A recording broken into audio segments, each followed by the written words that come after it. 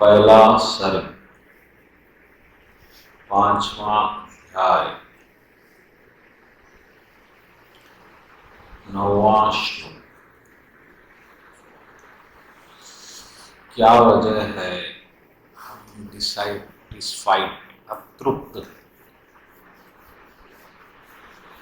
और हमारे अतृप्ति का प्रमाण, हमारे अतृप्ति का प्रमाण है कि आप डिपेंडेंट, आपका मन को सहारा बना, आप खुद को फेस नहीं कर सकते। 1 घंटा आप खाली नहीं बैठ सकते बिना किसी मिले, बिना कुछ सोचे, बिना टीवी, बिना न्यूज़पेपर, बिना दोस्त, बिना कोई। ये मन जो है हमारा अतृप्त है, अतृप्त। ये मन की तृप्ति के वास्ते आप कितने प्रयत्न कर चुके हैं बचपन से लेके आज तक। बचपन में खेल खेलते थे, वो खेल में अपनी अड़चनें थी, बस्ती से परेशानी, पिताजी से परेशानी, फिर टीचर की परेशानी, स्कूल की परेशानी, वैसा वैसा वो वक्त गुजर गया। फिर यौवन अवस्था में वो ये बच्चे का आकर्षण, उसकी अपनी परेशानियाँ, जब भी आप तृप्त नहीं हो सकते। फिर एम्प्लॉयमेंट, काम, पढ़ाई, फिर वो हो गया शादी हुई, तो बहुत बड़ी परेशानी, जिम्मेदारी बहुत बढ़ गई। तो ये 3 कोशिशें आपकी थी बचपन में, खेल से, यौवन में आकर्षण से, आसक्ति से, फिर प्रौढ़ अवस्था में संसार से, परिवार से। तीनों में भी आपको कुछ खास तृप्ति नहीं। किसी को मिली तो बताओ, प्रभु परफेक्ट मिल गई प्रभु, ऐसा बोला।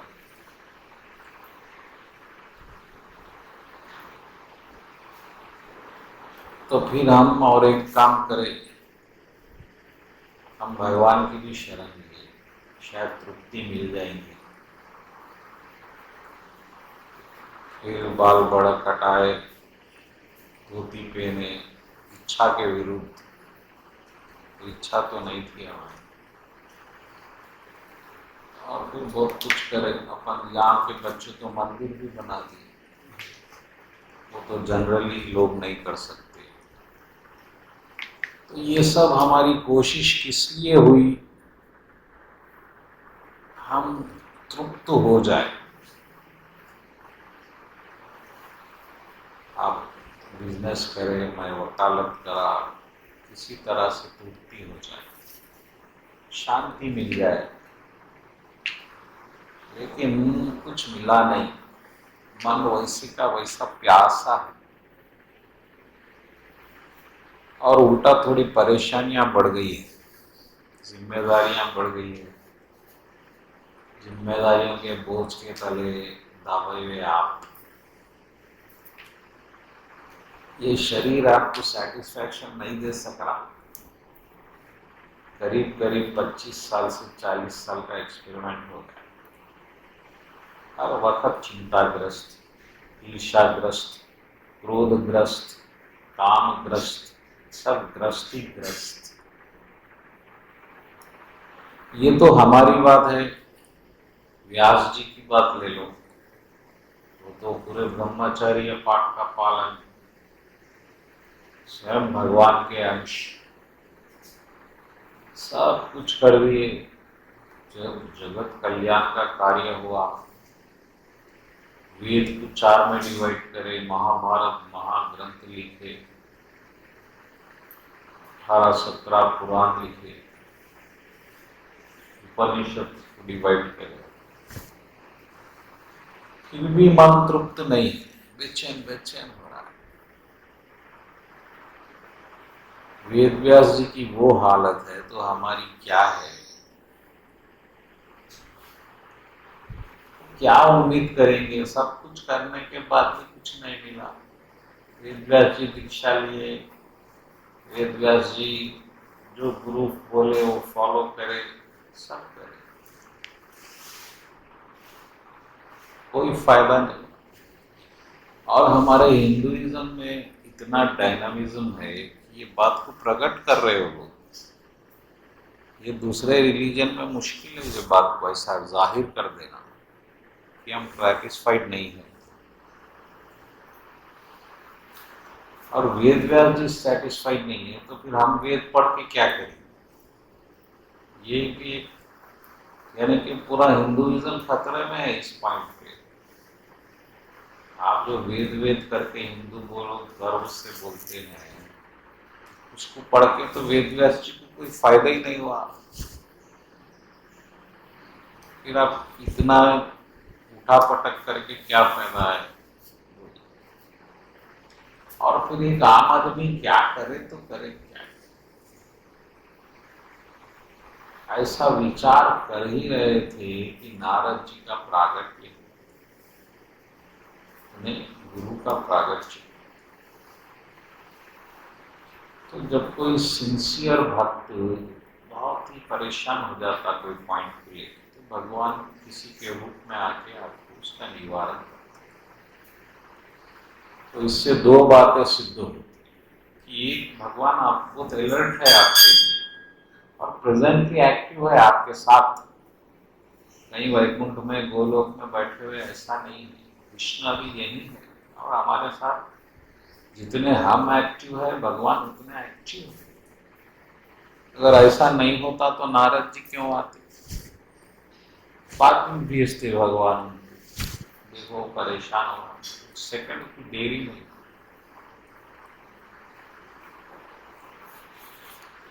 यानी कि जो एनर्जी कृष्णा की है उसको हम नेचर बोलते हैं, ये सब कृष्णा की एनर्जी है। ये आपको फैसिलिटेट कर रहे भगवान के पास जाने के लिए। आपको जितनी फैसिलिटीज मिल रही है वो आपका एंजॉयमेंट नहीं है आप कर्मों का, ये आपको फैसिलिटीज बनाई गई। एक अच्छा परिवार, अनुकूल माता पिता पत्नी पति, ये सब जो है आप अहंकार में मत जाइए कि मेरे को तो इतनी शांति है, इतना मैं सफल हूँ जीवन में। ये तो आपको सिर्फ फैसिलिटी थी कि आप किसी तरह भगवान से जुड़ सके। अब जैसे ही जुड़ने की बात में कोई प्रॉब्लम आ गया, इमीडिएट भगवान नारद जी को भेज दिए। नारद जी को भगवान का संकल्प मानते, भगवान जो सोचते नारद जी उस बात को समझते और इमीडिएट करते।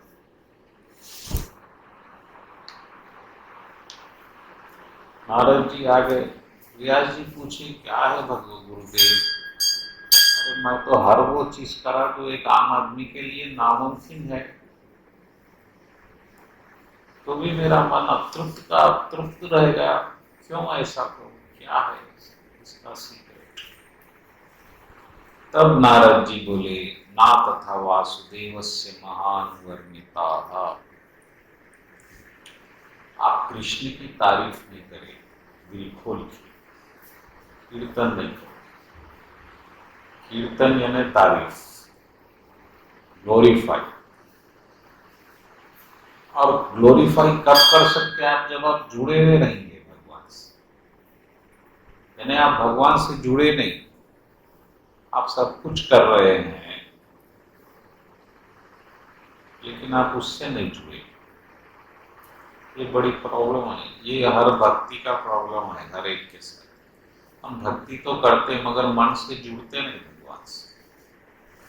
हमारा मन जो पहले से जुड़ चुका है, जहां जहां इतना स्ट्रांग जुड़ गया है, अब वहां से एक जगह से भी हटने की कोई गुंजाइश नहीं है।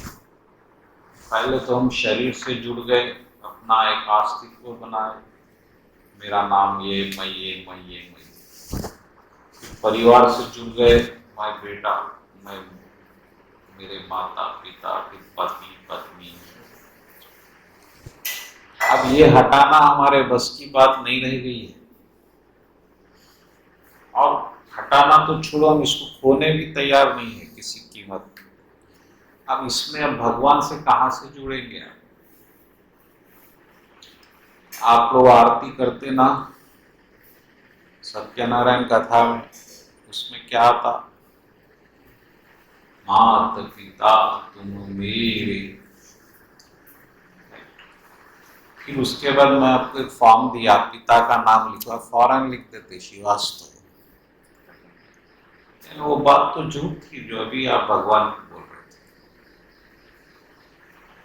तो आपके माता पिता भगवान है, तो आपको कम से कम अंदर एक फीलिंग आना, पिता यानी पिता मेरे कृष्ण है। ठीक है, ये मटेरियल पिता है, वो एक टेक्निकल हो गया कि बस वो ऐसा आरती गाना गाना, मारा ढन ढन ढन मारे, आरती का कुछ जला खत्म, भगवान उधर आप इधर।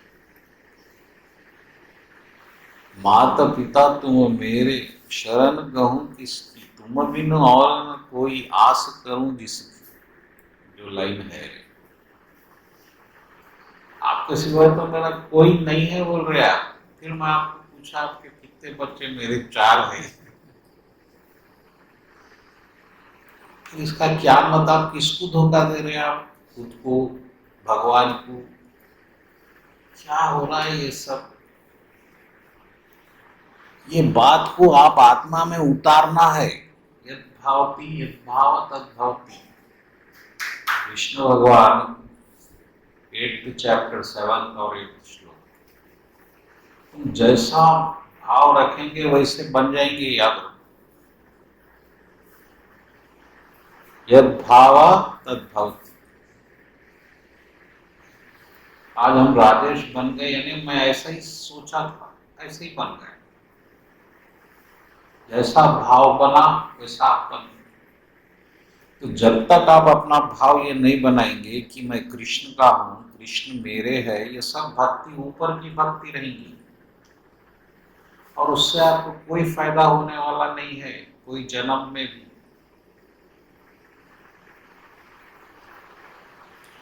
एक कोई पिक्चर में देखा, उसमें एक टेररिस्ट, एक रॉ एजेंट को टेररिस्ट ग्रुप में डालना है, तो टेररिस्ट भी इतने होशियार रहते, वो लोग उसको नाल्ट्रो टेस्ट रखते ग्रुप में ज्वाइन कराने से पहले, और वो जो एजेंट है वो हिंदू है, उसको मुस्लिम बनना है। अब अगर वो नाल्ट्रो टेस्ट जो भी रहता है सच्चाई का, उससे आप पकड़े जा सकते, इसमें झूठ बोलना मुश्किल है। तो पुलिस डिपार्टमेंट क्या करता, उसको सही मुस्लिम रिलीजन एक्सेप्ट कराता वो पॉइंट के लिए।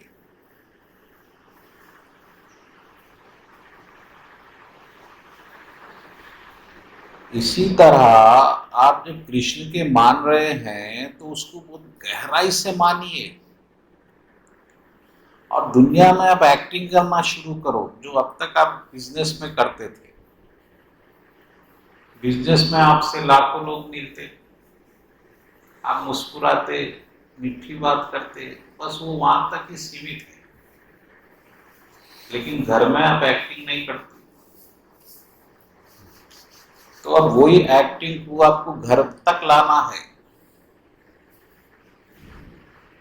इसको एक्टिंग बना के आपको कृष्ण को आत्मा के अंतरात्मा से मानना पड़ता है। हर क्षण मैं आत्मा हूं, मैं कृष्ण का अंश हूं, मैं ये शरीर नहीं हूं, ये मेरे माता पिता भाई बहन गुरु ये सब मटेरियल है,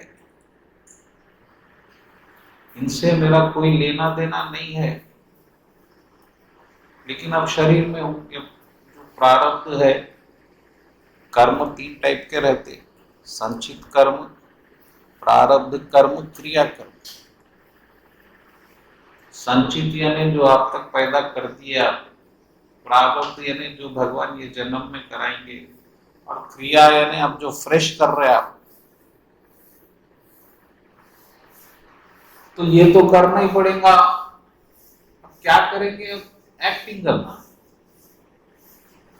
एक्टिंग है ना एक्टिंग, एक्टिंग में हम परफेक्ट हो गए हैं बाहर कर करके। आओ आओ प्रभु, आप तो आते नहीं कभी, भक्तों पे थोड़ी कृपा रखो। जबकि हमारे दिल में ऐसा कोई फीलिंग नहीं है, वो हमको मालूम है ऐसी बात करना तो चंद आएगा। तो वो टाइप की एक्टिंग आपको अब घर के वो दहलीज के अंदर लाना पड़ता, क्योंकि अब आपको मालूम हो गया ये सब आर्टिफिशियल कर्मा का प्रोडक्शन से, और उसमें वो गहराई से आप एस्टैब्लिश होना है, दिन भर भूलना नहीं है, क्योंकि मौत किसी भी वक्त आ सकती, अभी भी आ सकती किसी की भी। और अगर आप यही भाव में रहे जो अब है, वो मेरे माता पिता, वो दोस्त, ये दुश्मन, ये वो, ये मेरा, ये तेरा, खत्म, फिर वही जन्म। One who transcends the modes of material nature can be free from birth and death. 15th chapter 30वां श्लोक। आप जब तक इसके ऊपर नहीं जाएंगे आपको कोई चांस ही नहीं है बचने का।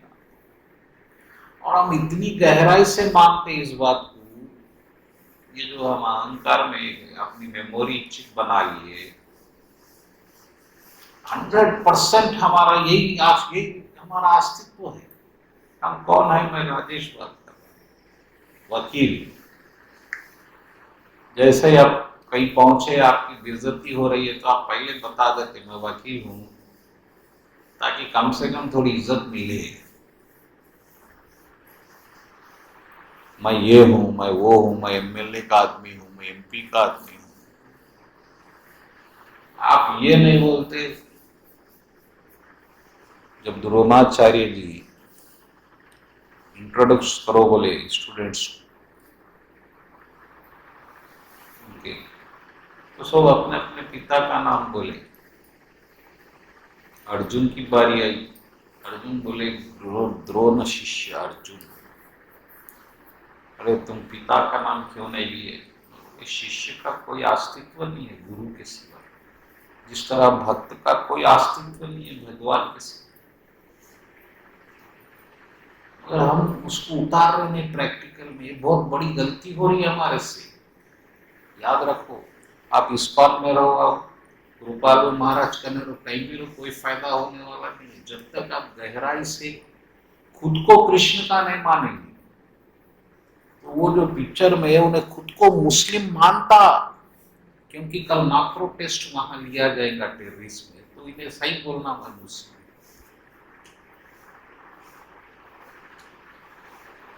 तो आप पहले खुद को तो मान लो मैं कृष्ण का हूं।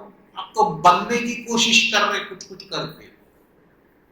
आपको ये मालूम हुआ कि कृष्ण का बनने के लिए 4-5 चीजें जरूरी है। तिलक कर लेना और 16 माले करना, कोई महामंत्र जपना, और क्या है 4 रूल्स फॉलो करना, बस वो कर दिया। लेकिन इससे कुछ होने वाला नहीं है। आप खुद को अभी भी वही मान रहे हैं, शरीर का ढेला, हड्डी चमड़ी का ठेला, जबकि वो आप नहीं है। कृष्ण बोल रहे मामय वंश, मेरे आत्मा है, मेरी आत्मा। तो आप मानो। कोई आपको परिचय पूछे तो आपको पहले ख्याल है ना, हाँ मैं कृष्ण का भक्त हूँ, बाद में ये दिखना। लेकिन शरीर के नाते मैं इनका बेटा हूं, ऐसा तो समझो आप सिचुएट हो गए।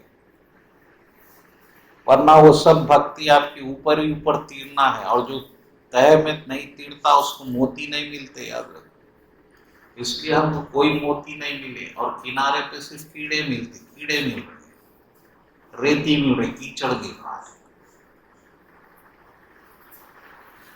सिर्फ मानने की बात है, बस करना कुछ नहीं है। करने से क्या हो सकता, वो भगवान को क्या तुम पा सकते? अरे अर्जुन को विश्व रूप बताने भगवान को आज्ञा देना पड़ा दूसरी, क्योंकि आप देख ही नहीं सकते ब्रह्म, भगवान तो सामने ठहरे हुए। भगवान बोले आप ये शरीर के आंखों से मुझे नहीं देख सकते, बस अभी मैं आप दिव्य आंखें, डिवाइन आइज। तो फिर अब तुम ये शरीर के पूजा से भगवान को कैसा पाएंगे बोलिए। और योग वशिष्ठ बुक है जो राम जी के गुरु वशिष्ठ जी लिखे, उसमें एक डिस्क्रिप्शन है कि आत्मा शरीर को कैसा धारण करती, आपका शरीर कैसा बनता। तो आपके भाव से, वो इच्छा से वो क्रिएशन होता। जैसा सपने में एक पूरा सिटी क्रिएट हो जाता, लोग, रास्ता, सब कुछ क्रिएट हो रहा है। कैसा? माइंड से, इंटेलिजेंस। जबकि वहां तो आप लेटे हुए हैं, आप मोशन में भी नहीं है, आंखें भी बंद है, और एक्चुअली बिना आंखी के आप देख कैसा सकते, ये बोलो। आपको बाहर देखना है दुनिया में, तो पहले तो आंखी होना जरूरी, फिर रोशनी होना जरूरी है। ये दो के बिना आप देख नहीं सकते। फिर सपने में आप कैसा देख सकते आंखें बंद रहते हुए? वहां लाइट कहां से आई, आंखें कहां से आई?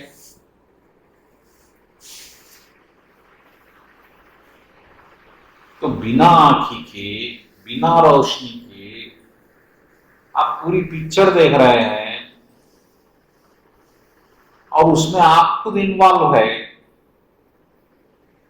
लोग इन्वॉल्व है, भाग रहे हैं, पहाड़ है, सब आ गए।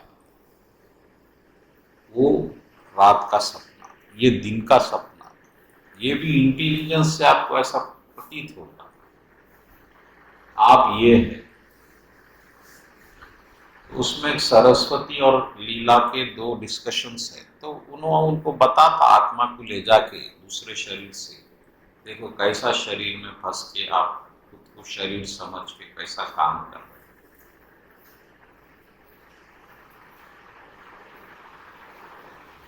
तो ये आप नहीं है, हम कृष्ण के है टोटल 100%, उसमें कोई चीज अब करना नहीं है। और ये शरीर तो इम्प्योर ही है, कुछ भी कर लो इम्प्योर ही रहेगा। अंधेरा रोशनी को नहीं पकड़ सकता, अंधेरा तो अंधेरा ही रहेगा। आप अंधेरे से रोशनी को पकड़ने की कोशिश कर रहे हैं। आप अंधेरे से हटना है तो आप रोशनी में आ जाओ, अंधेरे को अलग हटाने की कोशिश मत करो।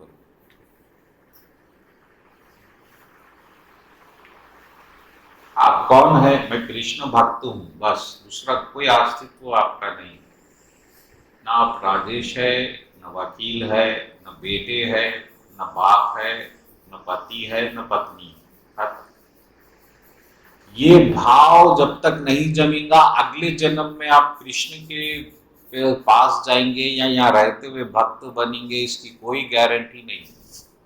फिर ज्ञान लो, फिर दीक्षा लो, फिर वही परेशानियां। 100% मजबूत बनाओ दिल से, मैं कृष्ण का हूं, मैं चेतना, मैं जड़ नहीं।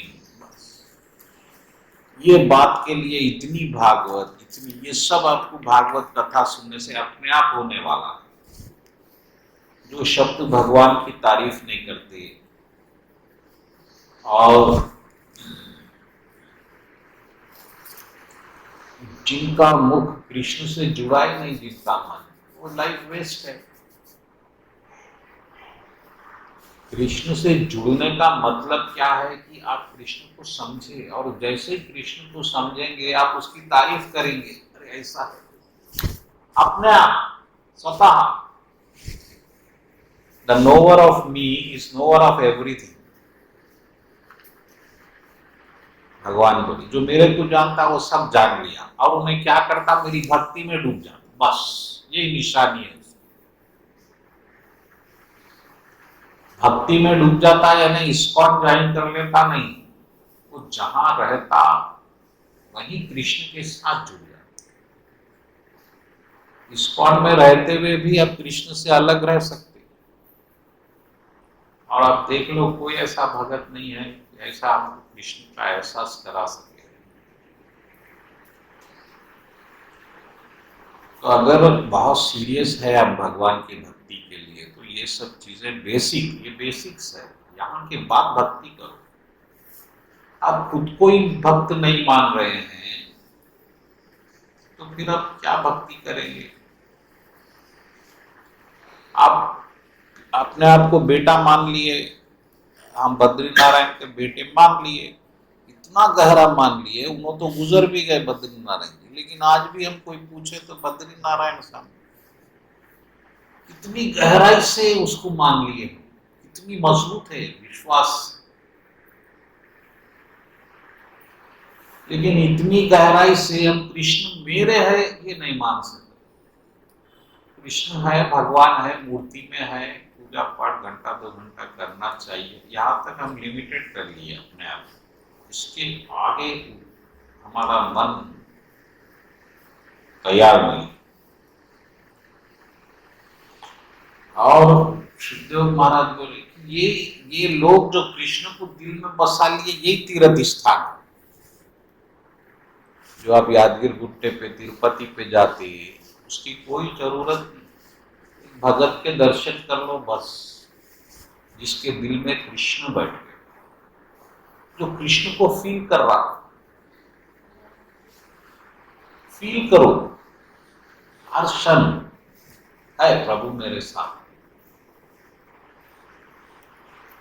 देखो, एक आदमी के 2 पांव भी कट गए, 2 हाथ भी कट गए, फिर भी उन्हें भीख मांगता, जीता, तो उसके पास क्या जॉय है? अब वो जो उन्हें जी रहा है, जो कॉन्शियसनेस का एक टेस्ट है, वो जॉय।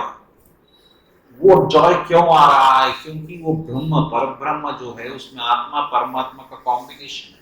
आत्मा परमात्मा दोनों एक साथ है, तो दोनों के मिलन से जो कॉन्शियसनेस बनता है वो एक जॉयफुल है। इसलिए हम मरना नहीं चाहते, वो हम फील कर रहे हैं। उसके लिए जीना बस है, उसके लिए घर रहना, आंख रहना, इज्जत रहना, जानवर बनो, चींटी बनो, भूखा कीड़ा बनो, तो भी आप मरने तैयार नहीं, क्योंकि वो आत्मा परमात्मा का जो चेतना का रिफ्लेक्शन आप फील कर रहे हैं, वो आनंद है। उसमें आप 100% डूबिए, आप बाहर डूब रहे हैं चीजों में, वस्तुओं में, अब वो खो गया, जड़ में आ गए, चेतन से, कॉन्शियसनेस से ग्रॉस में आ गए, ग्रॉस बॉडीज। अब जो कृष्ण के साथ रह रहा है, वो बाहर नहीं रह रहा है, वो तीर्थ स्थान यहां पर बोल रहे हैं। मोबाइल तीर्थ, भगवान को लेकर घूम रहे हैं ये लोग। आप ऐसे संत के दर्शन करो, भगवान को प्रसाद कर दो, वो भगवान को दे सकता है।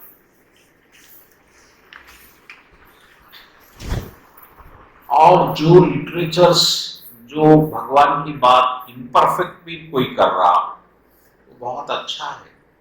और वो लिटरेचर्स जिसमें भगवान की कोई बात ही नहीं हो रही है, जितना अच्छा भी लिखे जाए, वेस्ट है। क्योंकि जब तक कृष्ण से जुड़ेंगे नहीं, आपको तृप्ति नहीं मिलेगी। आप कृष्ण से जुड़ गए, इस बात का प्रूफ क्या है? एक ही है कि आप सेटिस्फाइड हो गए।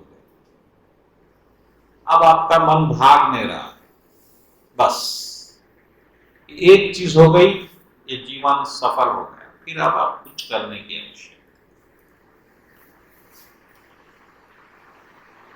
बेचैन बेचैन, अतृप्त अतृप्त, हर वक्त हम घिरे हुए हैं अनिश्चितता से, असुरक्षा, क्या हो जाएगा कल, क्या हो जाएगा बोलो। अरे बच्चा 1 घंटा लेट हो गया, क्या हो गया, इधर फोन करो, इधर फोन करो,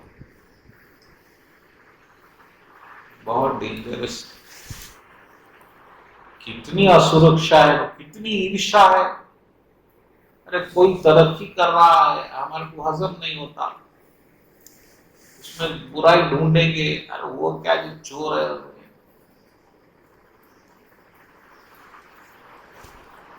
ये बहुत डेंजरस है। तो ये गुण, ये जो नेचुरल है सभी में, लेकिन जब आप कृष्ण से जुड़ते हैं तो ये गुणों पे ध्यान नहीं जाता।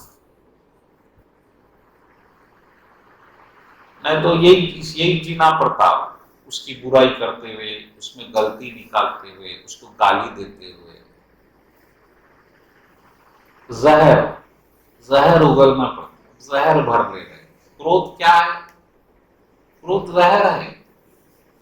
जहर के वेव्स रिलीज होते, गुस्से में आते, पूरे बॉडी में काम करते, तरंग फैल जाती, तो आपका नॉलेज, इंटेलिजेंस, डिस्क्रिमिनेशन सब खत्म हो जाता वो टाइम के लिए, वो फिर गायब है। तो आप में जितना गुस्सा आ रहा है, आप उतने जहरीले हैं, और आप जहर पाल रहे हैं अपने माइंड में। और गुस्सा क्यों आ रहा है आपको? क्योंकि आपकी इच्छाएं पूरी नहीं हो रही है, इसलिए गुस्सा आता। नौकर दुकान में खोला, 10 बज गए, 11 बज गए, जबकि आपकी इच्छा थी 10 बजे खोल देना, तनख्वाह दे रहे हैं। तो ये दुनिया की सारी इच्छाएं खत्म करके भगवान की इच्छा को चलाते हुए आप कृष्ण के साथ दिन भर रहेंगे तो आपको गुस्सा नहीं आएगा। क्योंकि आप जैसे ही दुकान बंद देखेंगे, आप बोलेंगे चलो कृष्ण की आज क्या इच्छा है, शांत है। जहां आपकी इच्छा आ गई, इच्छा जहां आई, क्रोध आ गया। अगर इच्छा ही नहीं है तो क्रोध आ ही नहीं सकता।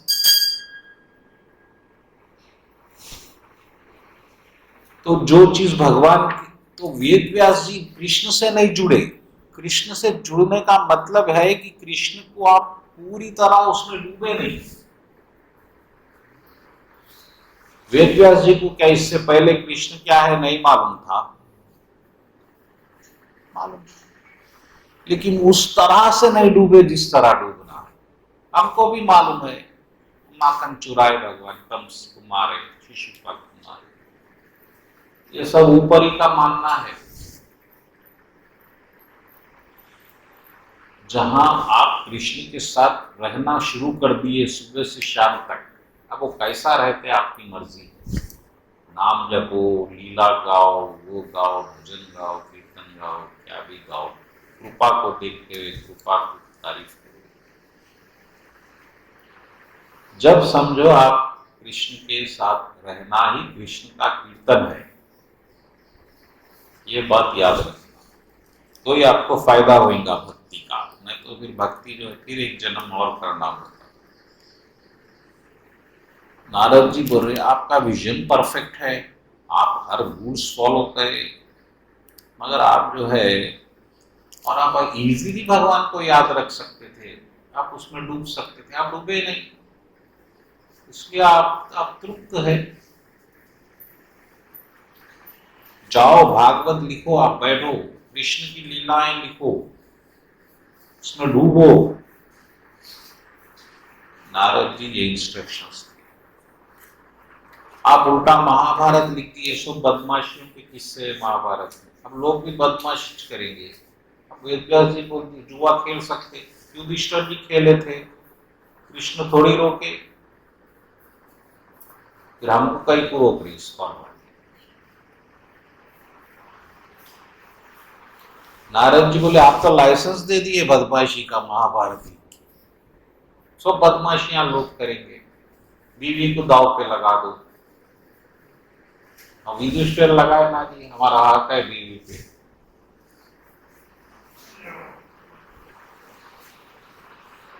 ये इससे काम नहीं होगा। आप कृष्ण की तारीफ करो, कृष्ण की लीला में डूबो, तो आपको कुछ फायदा हो, ऐसा वेदव्यास जी बोले।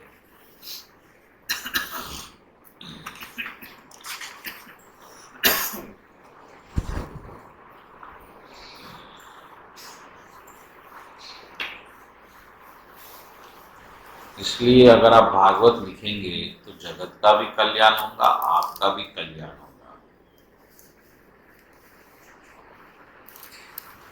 और भगत की पे एक विशेष कृपा है भगवान, न भक्ते न में भक्ता प्रनिश, मेरा भक्त का कभी डाउनफॉल नहीं होता। भगवान कृष्ण अपने भक्तों की पूरी जिम्मेदारी ले रहे हैं। ठीक है, कभी भगत गलती करता होगा, बदमाशी करता होगा, माया में आके, कोई बात नहीं, उसको साधु ही मानो आप, उस पर गलतियां ढूंढते मत बैठो। वेदांत प्रभु ऐसे है, शिवाजी, सब छोड़ो, सब कुछ साधु ही मानो।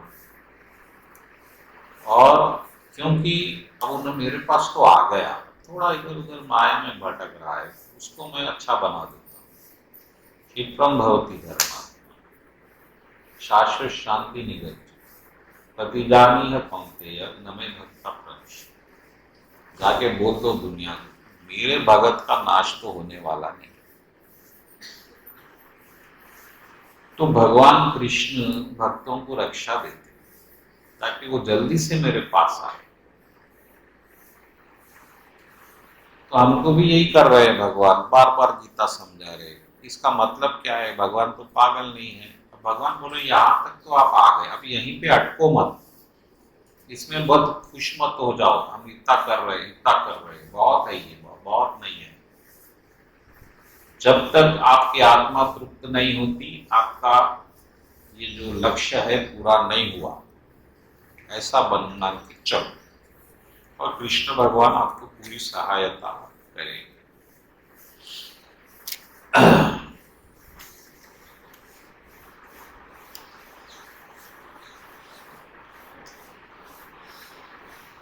और रही सुख दुख की बात, वो तो आपके प्रारब्ध से मिल जाएंगे। आपको कभी कभी बहुत दुख मिलता, कभी सुख मिलता, ये सब आपकी प्रारब्ध है, किस्मत है। ये तो अपने आप मिलेगा, इसको कोशिश करने की जरूरत नहीं। कोशिश भगवान की होना चाहिए। सुखी होने की कोशिश मत करो चीजों से, वस्तुओं से। गाड़ी आएंगी तो खुश हो जाऊंगा, घर आएगा तो खुश, ये सब नहीं। दिन भर कृष्ण के साथ रहूंगा तो तृप्त हो जाऊंगा, ऐसा भाव रखते हुए दिन भर। ये मैं एक लिमिटेड भक्ति को नहीं मानता, स्ट्रिक्टली अनन्य चिंता। पूरी गीता में भगवान बार बार बार बार यही बात बोल रहे हैं, मेरे को सुबह से शाम तक मेरे साथ रहो तो ये बड़ी कठिन जिंदगी से शांति से गुजार सकते, वरना ये संसार जो है बड़ा डेंजर है। यहाँ पग पग पे खतरे हैं।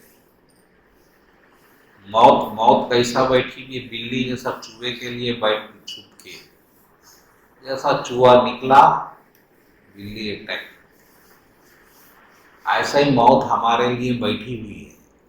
कब मौका मिला पकड़ूंगी। दूसरा धन, जो धन के लिए हम पागल है, वही धन हमारे पूरे दुखों की जड़ है।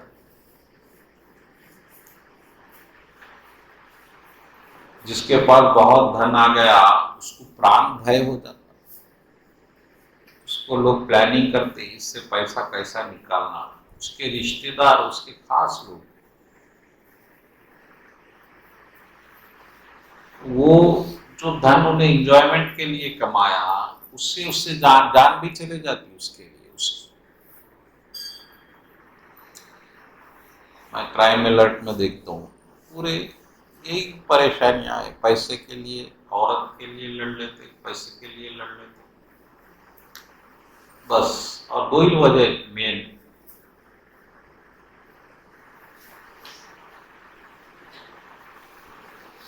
तो हम जो चीज के लिए लाइफ डेडिकेट करें वो हमारे लिए तो डेंजरस है।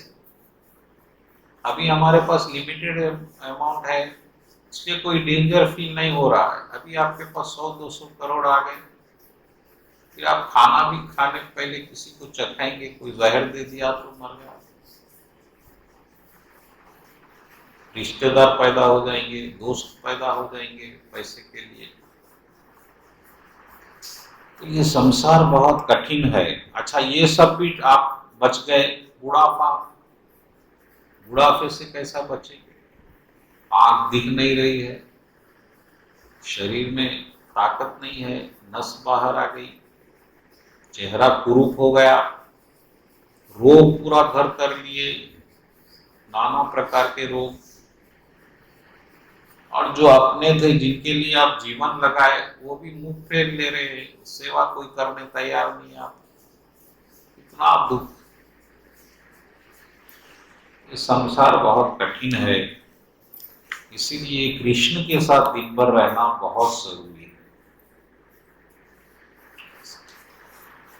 तो एक भक्त जो है, भले ही थोड़े गलतियां हो जाए, लेकिन फिर वो संभल जाता और फिर भक्ति में लग जाता, ऐसा हो जाए।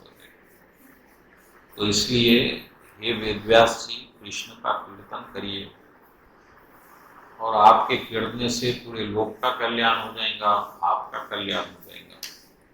हम जो जन्म जन्म से भटक रहे हैं, इस शरीर को हमारा अपना मान के दुख दे रहा है,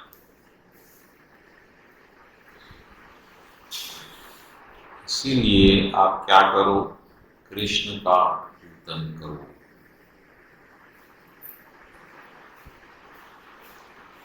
अभ्युदयायाः अधिगम्या, ये बात बोले, अभ्युदयाया अधिगम्याय। आप कृष्ण की ज्यादा से ज्यादा तारीफ करो, उसमें डूबो, कृष्ण क्या क्या करे।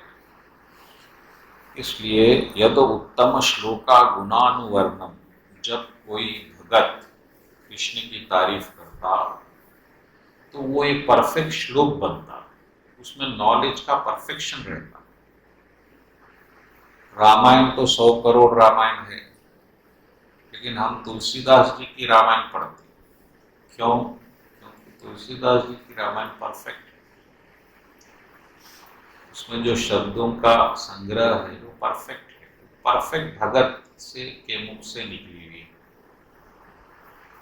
इसी तरह अगर कोई भी शास्त्र आप पढ़िए, ग्रंथ पढ़िए, तो भगत के मुख से, शुद्ध भगत के मुख से पढ़ने से लाभ होता।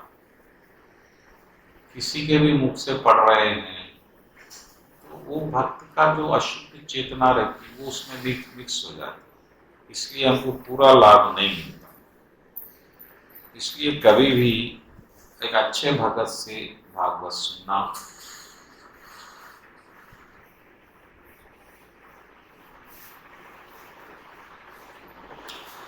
और एक बात भी बोल रहे हैं शुद्धदेव महाराज, आपके दान का, व्रत का, तपस्या का ये क्या फल है? एक ही फल है, कृष्ण भगवान या राम भगवान के गुणों को सुनना ही फल है। अगर आप सुन रहे हैं तो सब ये फल आपको मिल रहे हैं। ये साधना नहीं है, ये सिद्धि है। तुलसीदास जी पहले ही अध्याय में बोले, सत्संग स्वयं सिद्धि है, बाकी सब साधन साधन है। वो साधन करना है ये करने के लिए, लेकिन भक्ति एक ऐसी चीज है जो पहले साधना है, सिद्ध भी वही है, दोनों एक ही है, यानी सब्जेक्ट और ऑब्जेक्ट एक है यार।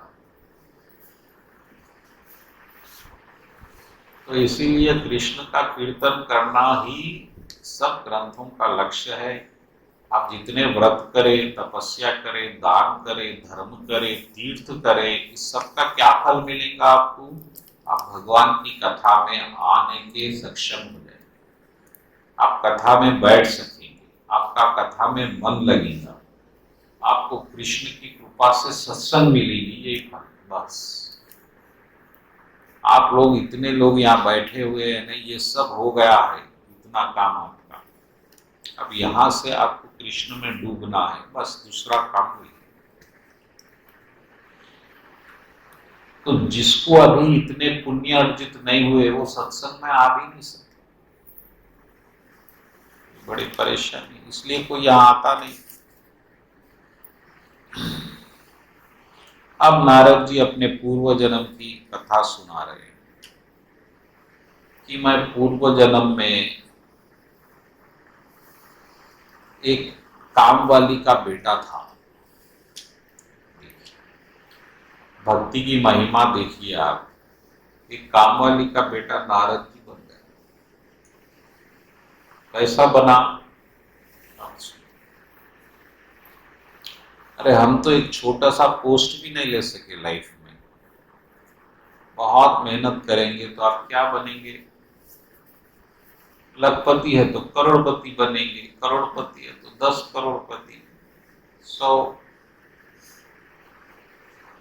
वकील है तो गवर्नमेंट वकील बनेंगे, गवर्नमेंट वकील तो जज बनेंगे। इससे ज्यादा क्या बन सकते? लेकिन नारद जी बन जाना, नारद जी यानी परम साधु, उनको भगवान के पास आने जाने के लिए रोक टोक नहीं है। नारद जी कहीं भी आ सकते विदाउट परमिशन, विदाउट गेट पास। सिर्फ नारद जी को यह अधिकार है। बाकी कोई भी देवता हो, इंद्र चंद्र सूर्य है, तो भी परमिशन लेना पड़ता भगवान से मिलने। नारद जी को कोई परमिशन की आवश्यकता। ऐसे नारद जी कैसा बने? नारद जी इतना बड़ा पोस्ट क्या हमको भी मिल सकता? एक कामवाली के बेटे को मिल सकता। हम तो कामवाली के बेटे भी नहीं है, हम तो पढ़े लिखे के बेटे हैं, तो हमको भी मिल सकता। लेकिन कैसा मिला नारद जी को? नारद जी के बात से सुनिए। नारद जी एक कामवाली के बेटे थे जो आश्रम में झाड़ू पोछा मारते थे, और वहां पर साधु लोग आके ठहरते थे कुछ टाइम के लिए, फिर चले जाते। और नारद जी अभी छोटे बच्चे हैं, बिल्कुल 5, 8 साल, 9 साल, 12 साल सेवा कर रहे हैं। अब क्योंकि माँ काम वाली है, ना संतों की पत्तल उठाना, कमरा पूछना नारद जी भी कर रहे हैं। और वो साधु लोग जब कृष्ण कथा बोलते हैं तो नारद जी सुन रहे हैं दूर ठहर के, छोटे से बात।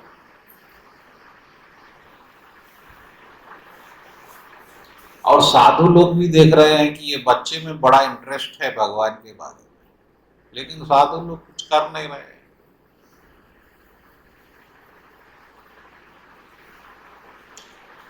और ऐसा ऐसा नारद जी 3-4 महीने कंटिन्यू भागवत कथा सुने साधुओं के मुख से, फिर साधु लोग चले गए। और एक दिन कालवश एक नाग सांप मां को काट लिया, मां मर गई। नारद जी का एक ही सहारा था, मां। नारद जी को बाहर की दुनिया ही नहीं मालूम उस वक्त। अब नारद जी क्या करेंगे? वो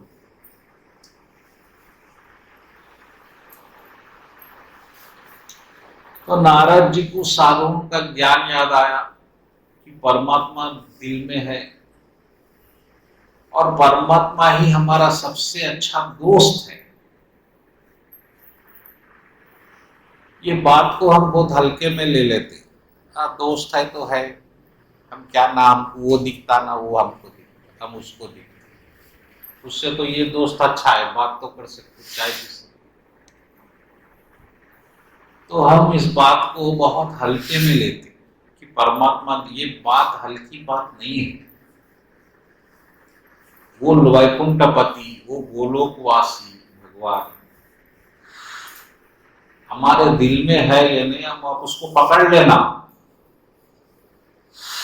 अभी तक आपको नहीं मालूम था भगवान कहाँ है, तो आप खामोश थे। अब आपको मालूम हो गया दिल में, तो पकड़ो उसको। अरे दिल में कैसा पकड़ना भगवान को हमको नहीं मालूम। गीता में भगवान 3 रास्ते बताए, ज्ञान से, ध्यान से, कर्म से पकड़ सकते आप उसको। ज्ञान से आप ये अलग वो अलग सब अलग करते जाओ, लास्ट में जो बच जाएगा सब माइनस करो, जब जीरो पे आ जाएंगे, वो जीरो जो बचा है वही आत्मा परमात्मा। कर्म से निष्काम कर्म करते जाओ, सब में परमात्मा है, मैं सबका ही सेवक हूं, ऐसा समझ के जीवन अपना कर्म जो कर रहे भगवान के लिए, परमात्मा के लिए कर रहा हूं, ऐसा भाव होने से परमात्मा स्वयं प्रकट हो जाए। और ध्यान दिन भर याद रखो, बस है उसकी बात सुनो। आप एक गंदा काम करने जाओ, अंदर से आवाज आती मत करो। पहली बार आप सिगरेट पीने जा रहे हैं, आपको अंदर से आवाज आती, पहली बार एक ही बार आती, अरे मत पियो भाई, ये गलत है, कोई गलत काम करने जा रहे हैं, पाप करने जा रहे हैं, तो अंदर से आवाज आती मत करो, वही परमात्मा।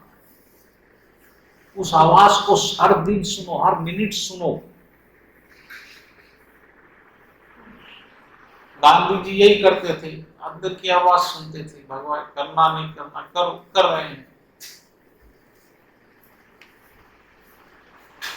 तो जब परमात्मा आपके हृदय में है, तो फिर आप उसको क्यों पकड़, उसके साथ क्यों नहीं रह रहे? आप भूल जाते हैं आप, क्योंकि वो ना दिख रहा है, ना सुन रहा है, ना बोल रहा है, क्या करेंगे रह के? जो हमको दिखता है, सुनता है, जो हमारी बात का जवाब देता है, उसके साथ रहते हैं। तो नारद जी भी यही फैसला करें कि अब मैं परमात्मा के साथ रहता। भगवान कहाँ है वो तो छोड़ दो, बात की बात, वो कहाँ मिलेंगे नहीं, अभी तो ये तो पास है ना, इस पे ध्यान करके बैठता ऐसा। और वो ध्यान की विधि जो साधुओं से सुने, वो देखे, एक आराम से पहले सिटीज घूमे, पहले देखना चाह रहे थे शहर कैसा रहता, शहर की चकाचौंध। हम लोग गांव में नहीं रह सकते, अरे वहां कुछ है नहीं, दूर दूर तक चाय की दुकान भी नहीं है। तो सिटी और गांव में एक बड़ा फर्क है। हमारा अट्रैक्शन सिटी में है, यहाँ क्लब है, बार है, थिएटर है, दुकान है गली गली में। तो नारद जी पहले सिटी घूम लिए, क्या है सिटी में? कुछ नहीं है। ठीक है, प्रभु प्राप्ति का ही मार्ग सही दिख रहा, जाके बैठेंगे और प्रभु सब भूल के परमात्मा मेरे दिल में है, उस पर ध्यान कर रहे हैं। बस अचानक परमात्मा प्रभु को दर्शन दिए, नारद जी प्रसन्न हो गए। अरे इतने जल्दी, इतना इजी है क्या परमात्मा को पाना? ये तो मैं नहीं सोचा था। ऐसा ध्यान में बैठती भगवान दिख गए। अब ये छूटना नहीं चाहिए, अब तो ऐसा ही बैठा रहूंगा, ऐसा बैठे फिर चले। अब नारद जी इस तरह तड़प गए, अरे ये क्या हो गया, एक झलक भगवान बताए फिर चले गए, ये क्या है प्रभु, ऐसा नहीं होना, आपने दर्शन देना या नहीं देना, ये भूख होना जरूरी है आपके पास। आपको कृष्ण की कोई भूख नहीं है, वो दर्शन हो मत तो क्या करना है, पूजा कर रहे ना, माले कर रहे और क्या करेंगे, सत्संग कर रहे, बस ऐसा। कृष्ण जब है तो अब क्यों नहीं आ रहे हैं सामने? कृष्ण की भूख, कृष्ण के स्मरण की भूख। ऐसा बहुत नारद जी तड़पना शुरू करते, फिर एक आकाशवाणी हुई, भगवान बोले देखो नारद, मैं तुम्हारी भक्ति को बढ़ाने एक झलक दिया, ये इतना आसान नहीं है, अभी तुम्हारे पुराने कर्म का बहुत पुराना हिसाब होना है, वो सब हो जाएगा, अब तुम ऐसे ही ध्यान करो। अब मैं ये जन्म के बाद शायद तुम्हारे लिए कुछ मैं करूंगा, अभी ये जन्म तो आप ऐसे गुजार लो, क्योंकि आपके संचित कर्म, प्रारब्ध कर्म बहुत है, सब कुछ लेवल करना पड़ता है। फिर वो वाणी पे विश्वास करके नारद जी पूरी जीवन भगवान का भजन कीर्तन सेवा ध्यान में लगाए। और फिर जब मृत्यु हुई तो फिर नारद जी का दूसरा जन्म नहीं हुआ, कब तक? प्रलय तक।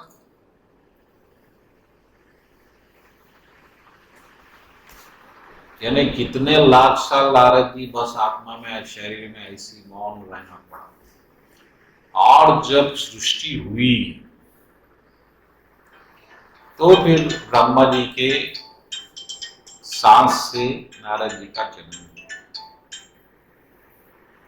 तो जब नारद जी का जन्म भगवान उनको दिए, मात्र थोड़ी सी साधु की सेवा करके, सत्संग ध्यान से सुनने से और उसको सिंसियरली जीवन में उतार के कोशिश करने से, उसको जीवन का लक्ष्य बनाना है। उसको पार्ट टाइम जॉब नहीं करना, भक्ति को पार्ट टाइम जॉब मत रखो। सुबह 1 घंटा, शाम में 1 घंटा, फिर संडे, फिर एक जन्माष्टमी, राधाष्टमी, ऐसा नहीं। सुबह उठने से शाम के सोने तक कृष्ण के साथ रहना है यानी रहना है। यहाँ कोई कॉम्प्रोमाइज नहीं है, 1 सेकंड भी, मिनट नहीं, सेकंड। ये भक्ति 100%, ये 100% करना है, 99 भी नहीं। कृष्ण के साथ रहना, क्योंकि कृष्ण तो ऑलरेडी रह रहे हैं, बस उतना सा मान लो आप। मानने को जिंदा रखना है मैं भगवान के साथ हूं, चलो ऑफिस का काम करेंगे, मैं कृष्ण मिलके, अकेला नहीं, ऐसा भाव ला। परमात्मा को तो आप भूल ही जाते, वो कभी सत्संग में बात पे याद आ जाते हैं। जबकि भगवान शरण में आने से पहले परमात्मा की शरण में जाओ बोले आप, 18 चैप्टर 60 श्लोक, सर्वभावेन, हर हालत में पहले वहां जाओ जी परमात्मा की शरण में, फिर मेरे शरण में आओ। मैं तो पास में हूं, आप भटक रहे मंदिरों में, ऊपर पहाड़ चढ़ रहे, क्या होगा उससे? थोड़ी भगवान मिल जाएंगे।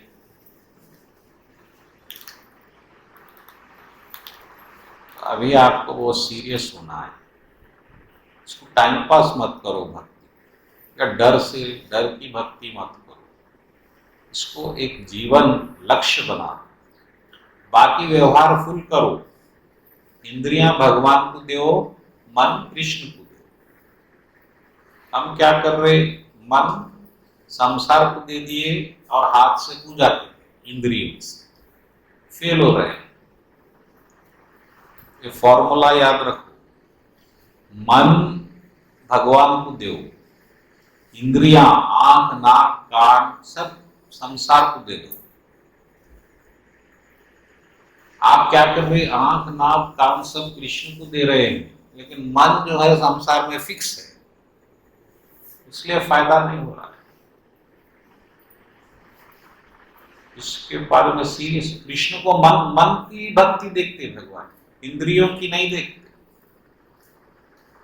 देखते भी नहीं भगवान। आप कितने बार कितने फूल चढ़ाए, कृष्ण को कोई लेना देना नहीं। मन मेरे पास था या नहीं था, बस। तो फूल चढ़ाते वक्त मन पूरा कृष्ण पे रख के चढ़ाए तो सफल, और नहीं चढ़ा सकते तो अपने बीवी पे चढ़ाओ, लेकिन मन कृष्ण पे रखो तो वो भक्ति हो जाएगी। लेकिन कृष्ण पे फूल चढ़ा रहे, मन बीवी पे है, तो वो फिर बीवी की भक्ति है, कृष्ण की नहीं।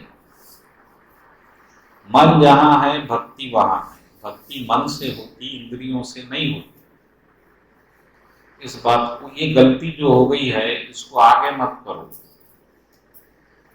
थोड़ी पूजा करो मंदिर में, पूरे मन से करो, और जब बाहर निकल गए तो मन कृष्ण के पास छोड़ दो, इंद्रियां दे दो दुनिया को, कितना काम करते करो, सुबह से रात तक फुल पैसे कमाओ, 100, प्रभुपाद जी बोले हजारों हाथों से कमाओ, मगर लाखों हाथों से लुटाओ कृष्णा के। ऐसा आप करेंगे तो लाभ होगा। तो ये नारद जी का चरित्र है, पावन चरित्र। मात्र इतनी सी भक्ति से नारद जी को अगला जन्म ऐसा मिल गया, तो आप लोगों को अगला जन्म क्या मिलेगा ये सोच लो। आप लोग इतनी भक्ति कर रहे हैं पहले से, लेकिन अभी और अपने को मजबूत भक्ति बनाना है। ये यहाँ पर एक सीढ़ी पे 2 सीढ़ी भी नीचे है तो मंजिल नहीं मिलेगी। आप 20 साड़ी सीढ़ी पार कर लिए, 5 सीढ़ी बाकी है, आप ठहर गए, ये इतना आ गया, मैं इतना आ गया, नहीं, वो 5 सीढ़ी और चढ़ेंगे तो ही मंजिल। एक सीढ़ी भी दूर है तो मंजिल नहीं मिली। तो दरवाजा आना खुलना जब आप अंदर जाएंगे। अभी आप सीढ़ी पे हैं, लेकिन उस सीढ़ी पे रुक गए। इस्कॉन एक जगह रुक गया है, इस्कॉन जो है चैंटिंग करने रुक गया। अब वो भूख पैदा नहीं कर रहा कृष्णा के लिए, खत्म हो गया, इस्कॉन का काम वहीं रुक गया। अब हमको वहां तक, वो साइड वहां तक लाया, उसके लिए कृतज्ञ है, आभारी है, बस वहां खत्म। अब आगे का रास्ता देखो।